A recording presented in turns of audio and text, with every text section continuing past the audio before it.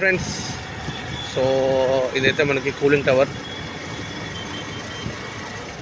కర్నూలుకి కొండారెడ్డి బూర్జీ ఎంత ఫేమస్, మన పాల్వంచకి ఈ కూలింగ్ టవర్ కూడా అంతే ఫేమస్. సో మీ అందరికీ తెలిసే ఉంటుంది.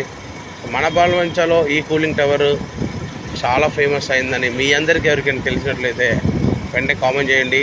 సో మరిన్ని వీడియోస్ కోసం మన ఛానల్ని లైక్ చేయండి, షేర్ చేయండి, సబ్స్క్రైబ్ చేయండి.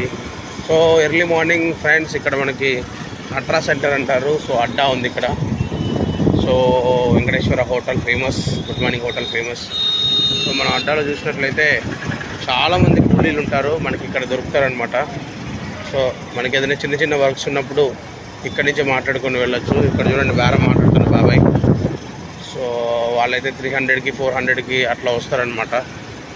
సో అన్ఎక్స్పెక్టెడ్ వర్క్స్ పడ్డప్పుడు ఇక్కడ నుంచి డైరెక్ట్ కూలీని తీసుకెళ్ళిపోవచ్చు. సో మన